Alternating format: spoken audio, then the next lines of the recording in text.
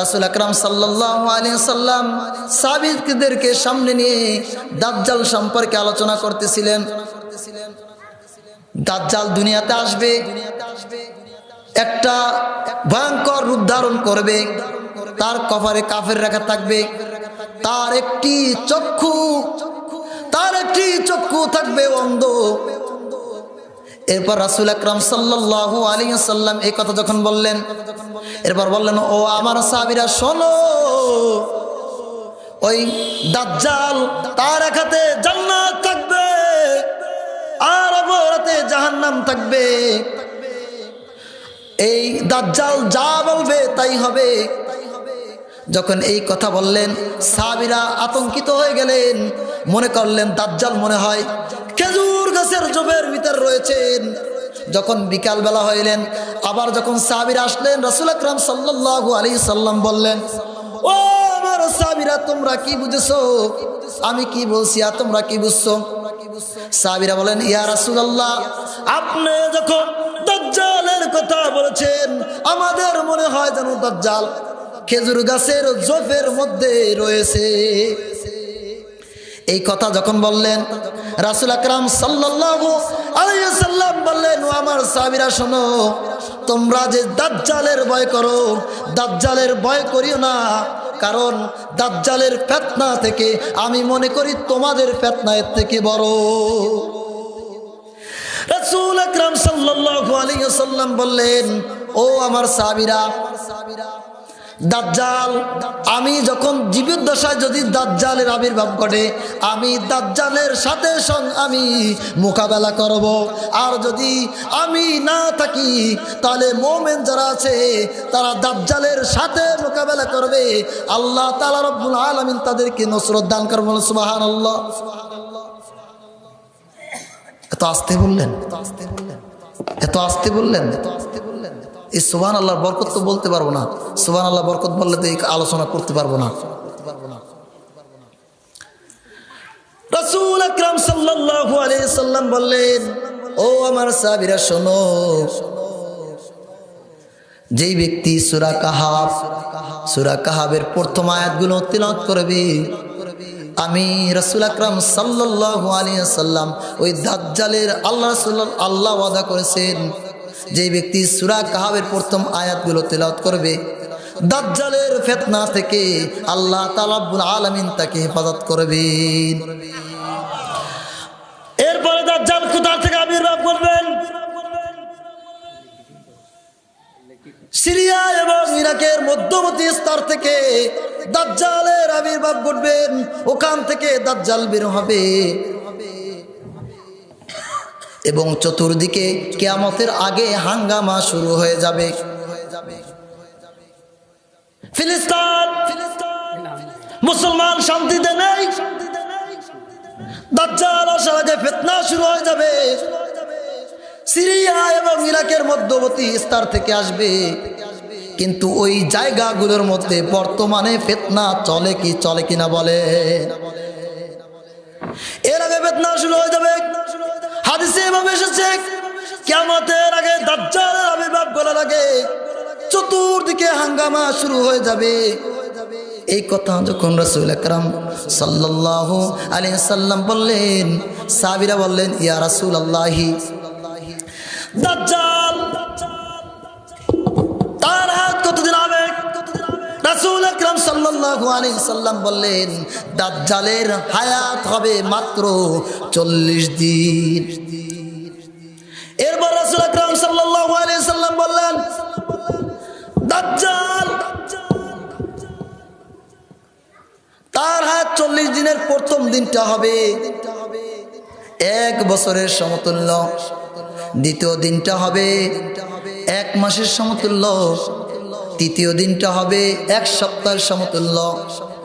এর পরে দিনগুলো স্বাভাবিক থাকবেন। সাহাবীরা বললেন, ইয়া রাসূলুল্লাহ, আমরা দৈনিক 5 ওয়াক্ত নামাজ আদায় করি, 1 বছরের সমতুল্য তার একদিন থাকবে, তাহলে 1 বছর কি আমরা 5 ওয়াক্ত নামাজ পড়ব? রাসূল আকরাম সাল্লাল্লাহু আলাইহি সাল্লাম বললেন, ও আমার সাহাবীরা, না না না, তোমরা সময়ের প্রতি লক্ষ্য করে দৈনিক যে 5 ওয়াক্ত নামাজ আছে এইভাবে তোমরা হিসাব করে 1 বছর পর্যন্ত নামাজ আদায় করবে। এরপর জিজ্ঞেস করলেন, ইয়া রাসূলুল্লাহ, দাজ্জালের গতি কেমন থাকবে, কেমন থাকবে? রাসূল আকরাম সাল্লাল্লাহু আলাইহি সাল্লাম বললেন, ও আমার সাহাবী, তার গতি থাকবে মেঘের গতির নয়, মেঘ যেরকমের দ্রুত গতিতে চলে এবং তার সাথে তার পিছনে বাতাস রয়েছে, এভাবে মেঘের গতিতে দাজ্জাল চলতে থাকবে। এমন তো সময় ঈসা আলাইহিস সালাতু ওয়াস সালামের আগমন ঘটবেন। ঈসা আলাইহিস সালাতু ওয়াস সালাম আসমান থেকে তিনি নামবেন। দামেস্কের মসজিদে ঈসা আলাইহিস সালাতু ওয়াস সালাম, এইটা কোন কালার বলে? সবুজ কালার। সবুজ কালার চাদর পরে দামেস্কের মসজিদের মিনারায় নামবেন। বলেন না সুবহানাল্লাহ। আরো আসতে বলেন, এতগুলা মানুষ আরো আসতে বলেন, জোরে আজকে চিৎকার করে বলেন সুবহানাল্লাহ। দামেস্কের মসজিদের মধ্যে নামবেন। যখন দামেস্কের মসজিদের মিনারায় নামার পরে মনে হবে ঈসা আলাইহিস সালাতু ওয়াস সালাম এই মাত্র গোসল করে নেমেছেন। এরপর যখন ঈসা আলাইহিস সালাতু ওয়াস সালাম তার গলা মুবারক যখন জাগাবেন, তখন ওইখান থেকে টপকিয়ে টপকিয়ে তার থেকে ঘাম পড়বেন, যেরকমের মোমবাতি ফোঁটাগুলো পরে মনে হবে সেইভাবে তার গর্দান থেকে ঘাম পড়তেছে। এরপর ঈসা আলাইহিস সালাতু ওয়াস সালাম দৌড়াইতে থাকবেন, দৌড়াতে দৌড়াতে দাজ্জালকে বাবুল লুদে গিয়ে ধরে ফেলবেন। এর আগে দাজ্জালের আরো ঘটনা আছে, বলি নাই? দাজ্জালের যখন আবির্ভাব ঘটবে, এই দাজ্জাল কি করবেন? দাজ্জাল জমিনের মধ্যে মানুষদেরকে কালিমার দাওয়াত দেবে। কালিমার দাওয়াত যারা গ্রহণ করবে না তাদেরকে হত্যা করে ফেলবে। তার নিজের কালিমার দাওয়াত দেবে, আল্লাহর কালিমার নয়। এরপর যারা তার কথা মানবে না তাদেরকে হত্যা করে ফেলবে। আর যারা কথা মেনে নেবে তাদের ফসল ফলাদি ভরপুর হয়ে যাবে। যারা তার কথা মানবেন না, যখন দাজ্জাল ওখান থেকে চলে যাবেন, এরপরে ওই জায়গায় দুর্ভিক্ষ দেখা দেবে। মানুষ ওই সময় গরুর কলিজার টুকরাকে এত দাম মনে করবে স্বর্ণের টুকরা মনে করবে, অভাবের কারণে। এই দাজ্জাল একজন যুবককে আবার সামনে গিয়ে দাওয়াত দিবেন। যুবক দাওয়াত গ্রহণ করবেন না, না করাতে ওই যুবককে হত্যা করবেন। হত্যা করার পরে ওই যুবককে এরপরে মানুষের সামনে আবার বলবে তুমি জীবিত হয়ে যাও। এরপর জীবিত হয়ে যাবে, আবার মৃত্যু হয়ে যাও, আবার মৃত্যু হয়ে যাবে। এরপরে ওই অবস্থা দেখে অনেকে তার প্রতি ঈমান আনবে। আর যারা মুসলমান, যাদের ঈমান পাকা পুক্ত রয়েছে, তারা তার প্রতি ঈমান আনবেন না। এরপরে ঈসা আলাইহিস সালাতু ওয়াস সালাম এই সময় তাকে দৌড়াইতে থাকবেন। দৌড়াইতে দৌড়াইতে ঈসা আলাইহিস সালাতু ওয়াস সালাম দাজ্জালকে বাবুল লুদে গিয়ে পাবেন। বাবুল লুদে গিয়ে দাজ্জালকে ধরে ওখানে দাজ্জালকে ঈসা আলাইহিস সালাতু ওয়াস সালাম শেষ করে ফেলবে। এরপরে ঈসা আলাইহিস সালাতু ওয়াস সালাম কি করবেন? তিনি তার সাথীদেরকে নিয়ে যাত্রা শুরু করবেন। তাদেরকে সান্ত্বনা দেবেন, তাদেরকে বুঝাবেন। এই বাচ্চাগুলোকে একটু নিয়ন্ত্রণ করেন, আমার মন চলে যায়। এরপরে ঈসা আলাইহিস সালাতু ওয়াস সালাম সকলকে সান্ত্বনা দিবেন। সান্ত্বনা দেওয়ার পরে এরপরে সকলে তারা শান্তি পালন করবেন। এরপরে আল্লাহ তাআলা রব্বুল আলামিন এই সময় ঈসা আলাইহিস সালাতু ওয়াস সালামকে ঘোষণা দেবেন, ও আমার বন্ধু, আমি যমুনে এমন এক জাতিকে পাঠাবো, ওই জাতির সাথে কারো মোকাবেলা করার কোনো শক্তি তাদের নাই। এরপরে ইয়াজুজ মাজুজ জমিনের মধ্যে চলে আসবে, সকল দিক থেকে বিশৃঙ্খলতা সৃষ্টি করে দেবে, জমিনের মধ্যে তারা ফাসাদ সৃষ্টি করে দেবে, মানুষ অশান্তি বিরাজ করবে। উপায় না পেয়ে ঈসা আলাইহিস সালাতু ওয়াস সালাম আল্লাহর কাছে দোয়া করবেন, ইয়া রাব্বাল আলামিন, আপনি তাদেরকে শেষ করে দেন। আল্লাহ তাআলা রব্বুল আলামিন ঈসা আলাইহিস সালাতু ওয়াস সালামের দোয়া কবুল করবেন।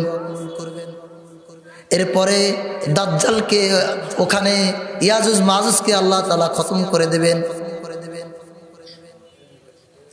তারা ওখানে শেষ হয়ে যাবে। তাফসীরে এভাবে এসেছে, জমিনের এক বিঘার জায়গা পর্যন্ত কোনো জায়গা ফাঁকা থাকবে না। এরপরে জমিনের মধ্যে গন্ধ ছড়াই যাবে। আল্লাহর কাছে দোয়া করবেন, আল্লাহ থেকে পানা চাই। আল্লাহ তাআলা রব্বুল আলামিন এমন বড় বড় পাখি পাঠাই দেবেন যার গর্দানগুলো উটের ন্যায় থাকবে। এরপরে ওই পাখিগুলো ইয়াজুজ মাজুজ সম্প্রদায়কে ধরে ধরে সাগরের মধ্যে নিক্ষেপ করবেন। এরপরেও জমিন থেকে গন্ধ শেষ হবে না না হতে। এরপরে আল্লাহর কাছে যখন দোয়া করবেন, দোয়া করার পরে আল্লাহ তাআলা রব্বুল আলামিন এমন বৃষ্টি জমিনে বর্ষণ করবেন, সমস্ত জমিন আয়নার মতন পরিষ্কার হয়ে যাবে। এরপরে ঈসা আলাইহিস সালাতু ওয়াস সালাম তার বাহিনীকে নিয়ে তিনি এরপর রাজত্ব কায়েম করবেন। ঈসা আলাইহিস সালাতু ওয়াস সালাম 40 বছর যাবত রাজত্ব কায়েম করে, বলেন সুবহানাল্লাহ। এরপর ঈসা আলাইহিস সালাতু ওয়াস সালাম দুনিয়া থেকে বিদায় নেবে। চির বিদায় নেওয়ার পর কিছু সংখ্যক মুসলমান থাকবে, তারা দ্বীনের দাওয়াত দেবে। এরপরে তারা জমিনের মধ্যে দিন কায়েম করবে, কিন্তু আস্তে আস্তে আস্তে আস্তে করে দিনগুলো সব উঠে যাবে। কি করবে বলেন তো? দিন উঠে যাবে। তাফসীর অনেক বড়, আমি একেবারে গুছিয়ে সংক্ষিপ্ত আকারে বলতেছি, এত বিস্তারিত বলার সময় আমার নাই। এরপরে জমিনের মধ্যে এমন এক সময় হবে আর কেউ থাকবেন না, কোন মুসলমান নামে বলে কেউ থাকবেন না, আল্লাহ ডাকনে ওয়ালা কেউ থাকবেন না। বলে কেন? যখন মুসলমানের সংখ্যা কমে যাবে, কিছু মুসলমান যখন রাজত্ব কায়েম করবেন, এমন তো সময় আল্লাহ তাআলা রব্বুল আলামিন আসমান থেকে এমন একটা বায়ু পাঠাবেন, সমস্ত মানুষের বগলের নিচে এমন এক রোগ হবে, সমস্ত মুমিন ওইখানে মারা যাবে। এরপরে শুধু থাকবে জমিনের মধ্যে কাফের, মুশরিক, বেদিন। মুসলমান নাই, সব শেষ।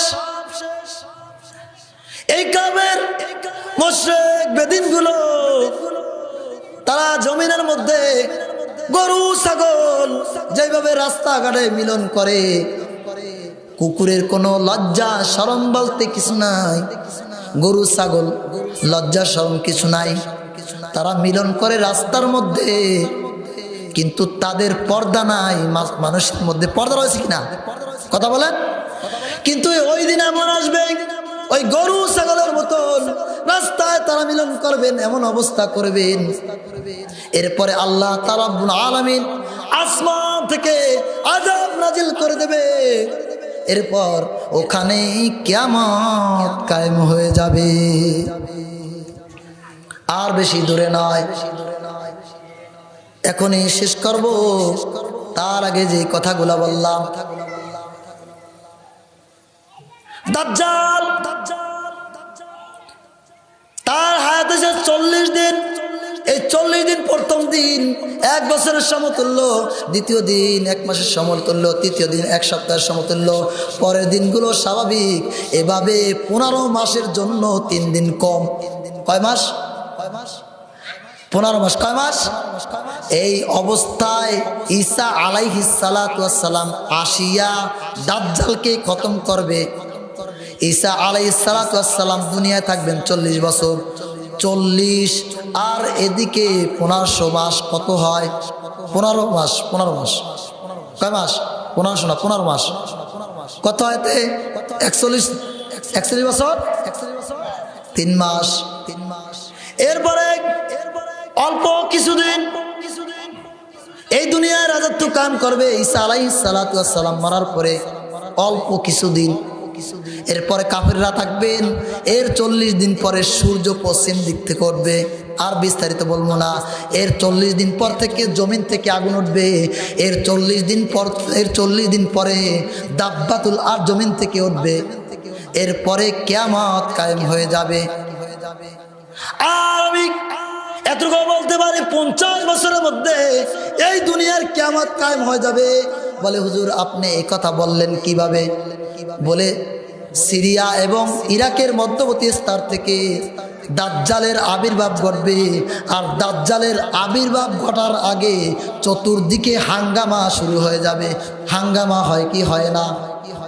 কথা বলে না, হাঙ্গামা হয় কি হয় না?